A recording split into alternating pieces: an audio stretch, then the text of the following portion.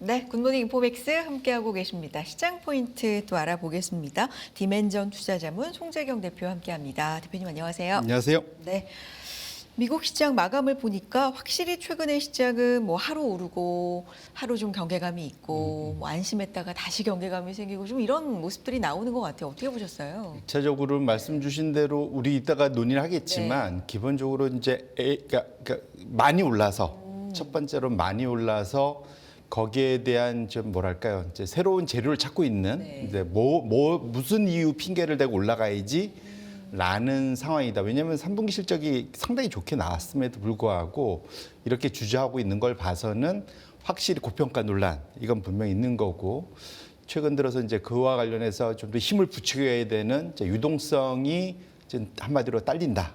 이제 요 두 가지. 거기서 이제 비트코인 가격의 지속적인 급락세 이거와 연결돼 있기 때문에 그래서 결국은 엔비디아 실적을 기다리고는 있으나 사실은 이제 당연히 실적이 잘 나올 겁니다. 근데 정말로 제가 이제 이런 생각하는데 이제 웬만한 자극에는 시장이 반응을 안 하는 거죠. 더 강한 자극을 원하는 거죠. 한마디로.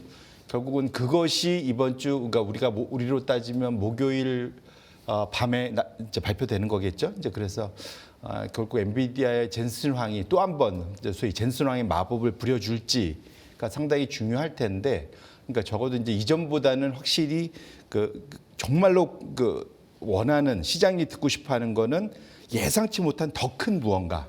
이런 거를 기대하고 있기 때문에 그렇게 놓고 보면 과연 이제 엔비디아의 실적 발표가 시장에 엄청난 소위 릴리프라고 하잖아요. 안도감을 줄 수 있는 실적 발표일지 이제 설까요? 반반, 기대 반, 걱정 반이다라고 말씀드리겠습니다.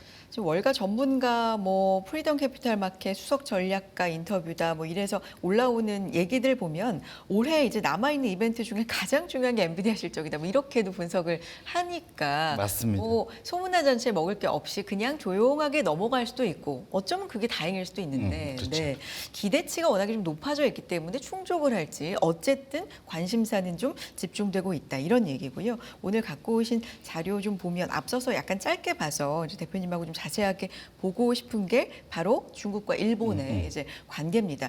좀 악활로로 가고 있다 이런 얘기들 많고요. 서로의 입장을 보면 일단 일본도 중국의 외무성 국장을 급파했다. 뭐 중국 같은 경우는 일본에 불장난 멈추고 대만 발언 철회하라. G20에 중일 회동 없다. 조금 이제 강경하게 양쪽 다 가고 있는 거는 같은데 한한령 얘기 많이 했었는데 이제 한일령으로 가는 겁니까? 그 얘기가 이제 본격적으로 좀 나오고 있는 것 같고요. 네. 다행이다. 죄송합니다. 우리 입장에서는 이제 무슨 말이냐? 약간의 반사수혜가 어떤 네. 업종에선 기대가 된다라는 말씀이시죠? 네, 그렇죠. 네, 네. 아니, 그러니까 이제 네. 뭐냐면 일단 화살이 네. 일단 우리로부터 이제 겨냥 소위 우리가 그 표적에서 좀 몇 프로 빠져 있다. 뭐 이렇게 봐야 될 것 같은데. 근데 재밌는 거는 재밌다고 해야 될까? 그러니까 다카이치 사나이가 지금 총리된 지 한 달 뭐 이 정도 됐는데 일종의 모험을 건 거죠. 네.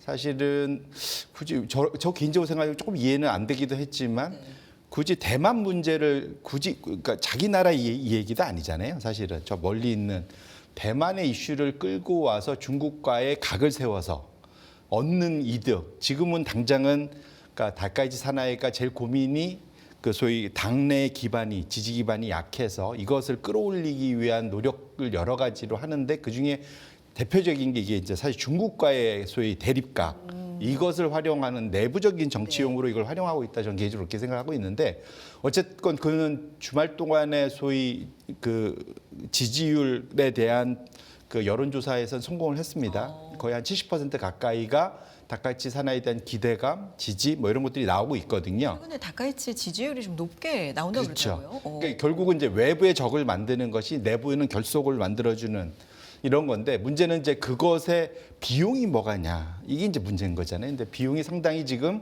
생각보다 클 수 있다. 이미 2010년도에 센카쿠 열도 이슈, 그 다오이 다위 같은 거죠 사실은. 네. 중국 이름으로는 다오이 다위, 일본은 센카쿠. 이 분쟁 이슈를 가지고 사실은 그때 일본이 상당히 나름대로 고생을 했었습니다. 이번에 사실 그만큼 갈지 여부의 소위 키를 스스로가 갖고 있는 거잖아요. 네. 사실은 약간 도발한 거지 않습니까? 냉정하게 보면은 그렇기 때문에 그러니까 굉장히 민감한 이슈를 그렇죠. 먼저 조금 더 적극적으로 크게 꺼냈다라는 예. 말씀을 하고 있는 거예요. 맞습니다. 그러니까 굳이 왜? 네. 근데 이 시점에, 그러니까 소위 이제 여기서 수혜는 다카이치 사나이고, 굳이 보면 이제 피해는 길게 보면 이게 지속되면 일본 경제에 사실은 마이너스가 될 텐데, 뭐 어쨌거나 그건 이제 그들의 결정이고, 어쨌든 우리 입장에서는 어제 바로 주가에서 반응을 했습니다. 그러니까 그러니까 중국 여행객과 관련된 주가, 일본의 그러니까 최대 사실은 이제 그 수혜를 보고 있다는 이세탄 미치코시 백화점 마이너스 11%, 시세이도 우리가 잘 아는 화장품 마이너스 9%, 오리엔탈 랜드라는 도쿄 디즈니 운영하는 회사 뭐 엄청나게 지금 마이너스 어제 바로 시장에서 반응을 했고요. 반면에 우리나라는 반대 수혜로 그러니까 소위 그 호텔 관련된 여행, 그러니까 네. 여행주들도 한 4, 5%씩 올랐는데 호텔 관련된 주들이 급등을 했습니다. 그래서 서부 T&D, 롯데 관광개발, GS P&L 여기 다 거의 10%에 가깝거나 더 넘는 그런 급등세를 보이면서 이건 아주 대별되잖아요, 정확히. 결국은 그러니까 일본으로 갈 그 중국 관광객들이 상당히 좀 한국으로 넘어올 수 있다. 근데 이것이 상당히 일본한테는 피해고 우리한테는 플러스가 될 수 있는 게 보시면 우측이겠지만 지난 3분기 7, 8, 9월 달 동안 일본 관광청에서 조사했을 때 일본의 관광객 전체의 24%가 중국 관광객이었고요. 돈을 쓴 거는 28%예요. 이게 무슨 말이냐면 옛날에는 중국 관광객들이 사람은 많은데 덜 쓴다고 생각했잖아요. 이번에 그 발표한 걸 보니까 우리가 평균적으로 10만 엔 정도 쓰는데 이 중국 관광객은 24만 엔? 그러니까 많이 가는데 돈도 많이 쓴다. 훨씬 우리의 2배 이상 써서 깜짝 놀랐습니다. 그러니까 소위 이제 부자 중국인들이 가서 쓰는 거죠, 한마디로. 그래서 그렇게 놓고 본다면 일본이 그래서 이번에 어제 분석에 나온 거 보면 일본 GDP의 한 0.34% 포인트 이상을 갉아먹을 거다. 안 그래도 이번에 3분기가 마이너스 적자 전환, 그러니까 소위 역성장으로 전환한 상태에서 이걸 같이 때린다. 그리고 지금 또 일본은 지금 소위 말하는 그 소위 재정 부양책을 한다. 이게 좀 서로 이게 앞뒤가 좀 안 맞는 전략인데, 그러니까 그래서 전 확실히 지금 다카이치의 정치적인 목적을 위해서 이걸 하는 것 같은데, 어쨌거나 우리는 냉정 이런 표현 맞지만 우리는 굿이나 보고 떡이나 먹자. 뭐 이런 상황. 그래서 이것이 단기간에 해결되지는 않을 것 같다. 이렇게 놓고 본다면 상당히 우리 입장에서는 관련된 수혜들이 좀 장기화될 수도 있겠다. 개인적으로는 그렇게 생각해 보고 있습니다. 알겠습니다. 자, 다음 이슈로 좀 넘어가 볼 텐데 피터 틸 얘기가 가뜩이나 이 AI 관련주들이 고점이다.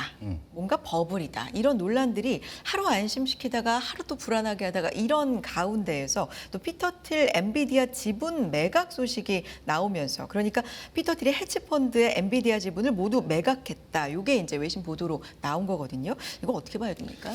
일단 말씀 주신 대로 그러니까 워렌 버핏이 구글 인수했다. 상당히 의미 있죠. 어제도 우리 얘기했지만, 구글 샀다.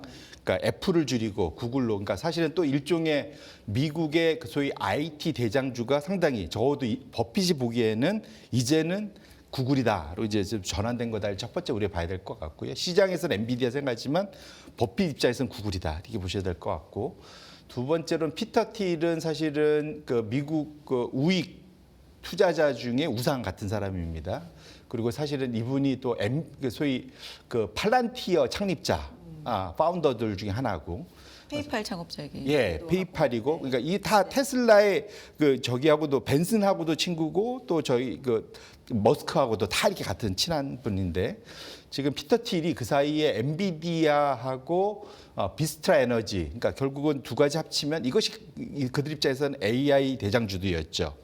그러니까 합쳐갖고 거의 50% 넘게 들고 있다가 그걸 전량 매도했다는 게 상당히 의미심장하게 미국 시장에는 이제 쇼크로 좀 다가왔고요. 그러니까 구글은 어제 주가가 그래도 3, 4% 올랐는데 엔비디아가 하루 만에 이제 다시 빠지는 이제 이런 모습들이 결국은 AI 버블 논란에 피터 틸이 약간 도장을 찌든 느낌 뭐 이런 거 하나 플러스고, 두 번째로는 피터 틸이 그 이후에 보면 미국의 보유 주식 자체를 원래 이분은 한 5종목 이상 투자를 안 해요. 그러니까 상당히 집중 투자를 하는데 거기서 2개 빼고 지금 남은 거 뭐 들고 있냐면 테슬라, 마이크로소프트, 그다음에 하나 더 뭐더라? 그러니까 상당히 애플 아니었던 것 같습니다. 그러니까 상당히 좀 보수적인 종목들만 좀 들고 가고 있거든요.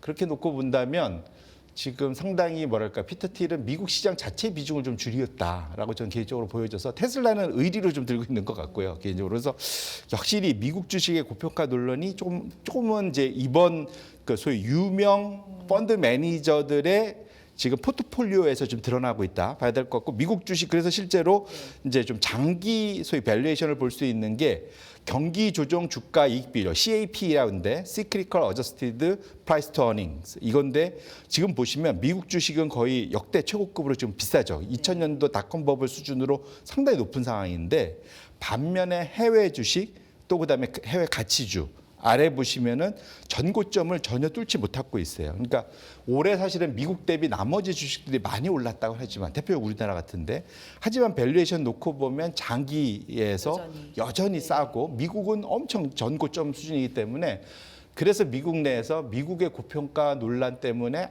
이제 확실히 다변화해야 된다. 지역 다변화해야 된다는 얘기가 상당히 나오고 있다라는 측면에서는 이번 또 이 자산 보고서들, 운용 보고서들이 또 한 번 그것에 대해서 상당히 좀 자극을 하고 있는 그런 상황이다 이렇게 말씀드립니다. 지난달에 일본 소프트뱅크 그룹이 또 엔비디아 지분 전량 매도, 매각 요 이슈에 이제 얼마 안 있다가 또 피터 틸 이슈까지 하면서 엔비디아를 판다고 매각한다고 이거는 뭐 물론 뭐 자금 빼서 다른데 이동할 수도 있고 유동적인 거지만 조금 엔비디아 상징적이잖아요. 뭐 이런 것 때문에 좀 흔들림이 있을까요? 그게 무슨 말이냐면 제가 전에도 그 얘기 말씀드렸는데 반도체 투자를 하실 때 이익은 100% 증가하면 주가가 100%다 가냐? 못 가고 미리 올라서 실제로 한 50% 중간쯤 가서 이제 꺾인다. 이게 왜냐면 시크리컬 투자의 이제 대표적인 이유거든요. 그래서 혹시라도 피터 틸이 맞다면 엔비디아는 지금 앞으로도 이익은 더 늘어날 텐데 실제로 주가는 먼저 꺾일 수 있다는 거죠. 왜냐하면 그 이후가 생각보다는 그러니까 시장이 기대하는 만큼 더 우상향으로 45도로 쭉쭉쭉 안 뻗을 거다. 보통 그래서 시크리컬은 그 이후에는 상당히 또 이익이 둔화되는 속도가 빠를 수 있기 때문에 그 두 가지에 대해서 혹시 그러니까 피터 틸이 맞는다면 그것이 좀 우리가 생각하는 것보다는 좀 당겨져 있는 가능성도 있어서 우리 투자자분들 그래서 우리가 피터 틸이 틀릴 수도 있습니다. 그럼요. 그 두 가지 중에 어쨌거나 그러니까 위험에 대한 것은 우리가 고민해야 할 타이밍은 분명하다 이렇게 말씀드립니다. 알겠습니다. 다음 얘기로 좀 넘어가 보도록 하겠습니다. 자, 다음 이슈로 갖고 오신 건 그래서 아까 말씀해 주신 것처럼 미국은 비싸다였습니다. EM이 많이 올라온 것 같지만 이머징이 많이 올라온 것 같지만 여전히 미국에 비해서는 싸다인데 그래서 좀 관심을 많이 갖고 있는 거예요. 이 이슈도 있는 겁니까? 맞습니다. 그래서 기본적으로는 그 전에도 계속 말씀드렸지만 이제는 선진국이 특히 미국 중심의 선진국이 한 14년 신흥국보다 좋았는데 이제는 올해부터는 좀 돌기 시작했다 말씀드렸었는데 또 다른 이제 그걸 볼 수 있는 또 다른 것으로 요 차트를 갖고 왔습니다. 이게 그 기본적으로 이거는 뭘 갖고 보는 거냐면 기본적으로 검정색은 MSCI 신흥국 선진국 위로 올라가면 신흥국이 좋고 내려오면 선진국이 좋습니다. 근데 이번에 보면 살짝 돌아서는데 그 배경 조건이 보면 그 소위 그 녹색선이라고 해야 될까요? 녹색 영역은 신흥국을 선호할 수 있는 상황이고 그 붉은색은 선진국이 선호되는 상황인데 두 가지 포인트입니다. 글로벌 초과 유동성이 여전히 좀 플러스이고 두 번째로는 신흥국의 실질 자금이 선진국보다 실질 자금이라고 M1 갖고 한 겁니다.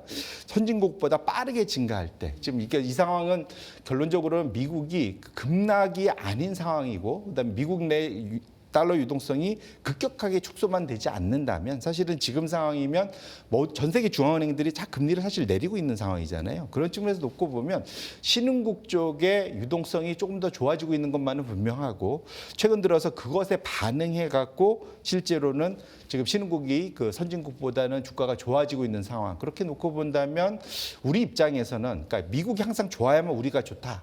꼭 그 등식이 성립하지는 않는다.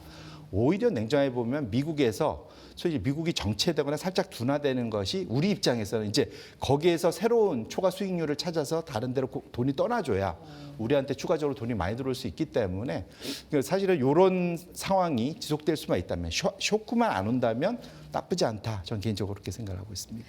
알겠습니다. 우리한테도 좀 우호적인 환경이다라는 말씀이신데 다음 얘기 넘어가 보면 AI 시대에 전기가 부족하다, 뭐 전력 이런 것들이 상당한 시장에서의 핵심 축으로 이제 작용을 했는데 그래서 이런 분석 나온 것들을 보면 근데 뭘 믿어야 될지 좀 모르겠는 그런 지표들이 있는 게요. 하나만 소개해드리면 데이터 센터 에너지 수요 추정치를 여러 기관이 내놨는데 하나 보스턴 컨설팅 그룹은 2030년 1000테라와트시 네. 이렇게 예상하는데 블룸버그 뉴 에너지 파이낸스라는 곳이 있는데 여기는 300 이렇게 내다보면 1,300 여기 차이가 좀 크잖아요. 맞습니다. 어떤 기준으로 뭘 좀 믿어봐야 될까요? 그러니까 이게 이제 결국은 젠슨왕 얘기를 믿으면 보스턴 컨설팅이 맞는 거고요. 예. 근데 실제로는 이게 더블 카운팅 된 거 아니야? 약간 이제 오픈 AI 뭐 이렇게 뒤섞여 있잖아요. 이중으로. 서로. 예. 그렇기 때문에 실제로 차트를 보시면 보스턴 컨설팅은 지금 어마어마하게 우상향하는 네. 어마어마한 데이터 센터가 건립될 거다.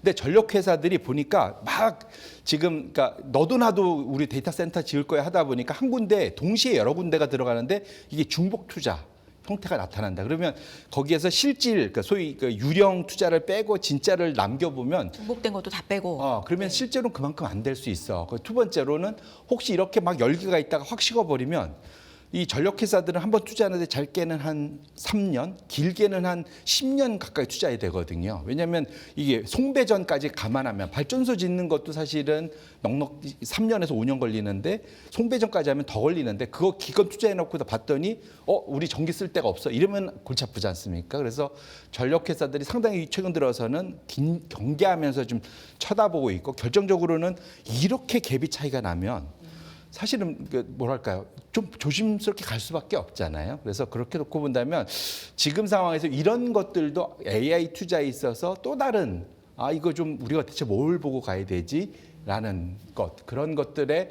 또 다른 경계 지표 중에 하나가 엄청난 소위 그 추정치의 격차에서도 우리가 한번 힌트를 볼 수도 있겠다 이렇게 말씀드립니다. 마지막으로 하나 비트코인 가격, 가상화폐 가격이 전반적으로 좀 부진하다. 특히 비트코인 같은 경우는 올해 상승했던 걸 고스란히 다 이제 내줬다. 이런 것들 좀 가격으로 확인해 볼 수 있는데 요거에서 뭐 알 수 있는 좀 시사점이 있다고요? 첫 번째로는 비트코인 가격하고 가장 코릴레이션이 높은 거는 나스닥 100이다. 전에도 말씀드렸고 최근에는 나스닥 100이 사실 비트코인 가격은 많이 빠졌는데 나스닥 100은 잘 버티고 있었습니다. 근데 최근 들어서 이제 꼬리를 살짝 내리려고 하잖아요. 그러니까 둘 중에 하나인데 비트코인이 다시 올라가든가 나스닥 100이 좀 내려오든가. 누가 누굴 따라갈 것인가? 그렇죠. 지금 이제 그 기로에 서 있고 느낌상은 이게 나스닥 100이 조금씩 끌려 내려오는 듯한 느낌 뭐 이런 거. 왜냐면 비트코인이 올라갈 기미가 안 보이니까.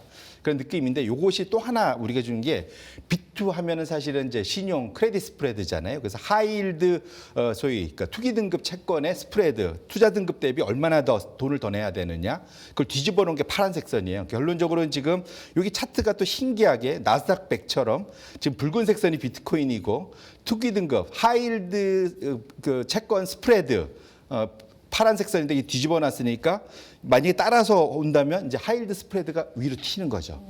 그러면 이제 신용시장에 대해서 경계심이 걷고 우리한테 보험료 더 내. 맞아. 이 어제 CDS하고도 비슷한 그런 형태가 될 수 있어서 앞으로 여전히 우리가 좀 눈여겨봐야 될 것은 비트코인의 향방.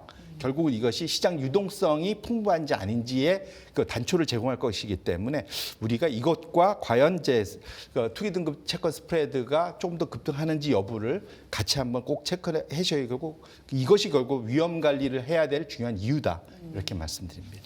알겠습니다. 지금 시점에서 눈여겨봐야 될 여러 또 자료들 꼼꼼하게 살펴봐 주셨고요. 디멘전 투자자문 송재경 대표와 함께했습니다. 고맙습니다. 네, 고맙습니다. 금융투자로 돈 벌기 쉽지 않으시죠? 그런데 불가능한 것도 아니죠. 글로벌 IB 트레이더의 눈으로 본 더 넓은 금융의 세계, 그들의 투자의 기술 정말 궁금하지 않으십니까? 여러분들을 응원합니다.